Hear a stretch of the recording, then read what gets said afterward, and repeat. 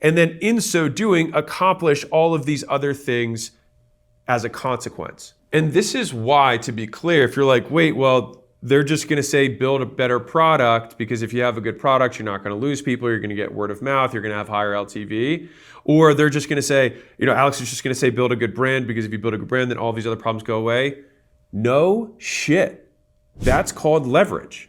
And so you're like, no, I don't want to do the one thing that would solve all my problems. I want to try and solve each of my problems individually. Well, that's amazing for you, and you should probably get that looked at. But the point is that a good strategist has to look at all available options, given the resources they have, and say, which one of these gets me the most? And fundamentally, that is leverage. Next up is the strongest force in all of business. And so I believe in this so thoroughly that there are only two concepts that are embedded within the acquisition.com logo. The first is this cross here, which is the supply and demand curve that exists in any market. The second part is, why is this a triangle? The triangle is there to exist as a fulcrum for leverage.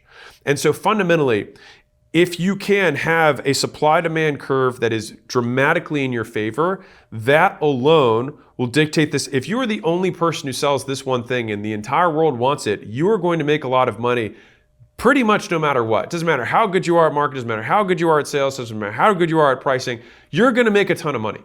And so I try to think, what are the fewest things that have to be true in order for me to win? And I would rather just get those things right, and then everything else can fall away.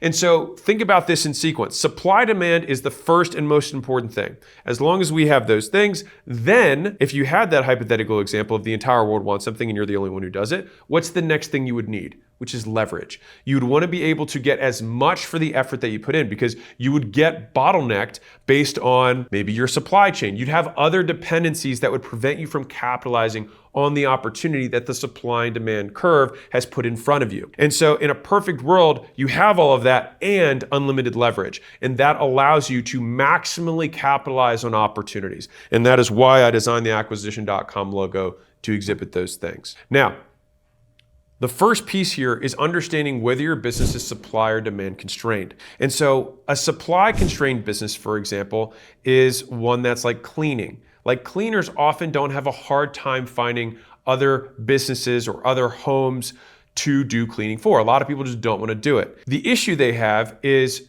finding staff who can do the cleaning with them or for them. So that means that your supply side of how you can deliver to the demand is usually the issue. And this happens a lot of times with what I would consider nuisance services. So services that people might know how to do, but just don't want to do. A different example of this in the professional setting would be like accounting firms. Accounting firms, a lot of people don't want to hire accountants, and for a big period of time in a lot of companies' growth in the beginning, you don't have in-house accounting. And so having an out-of-house accountant, there's plenty of demand for them. The issue they have is recruiting really good accountants. And so, yet again, they are a supply-constrained business. Now, this works again with legal, it works with high-end consulting. Like if you're a very good consultant in a niche, it's very easy to get people to want to buy from you, very hard to get other people to do what you can do because you're really good at this thing, right? And so this is very typical in a lot of businesses, especially service. And so that would be supply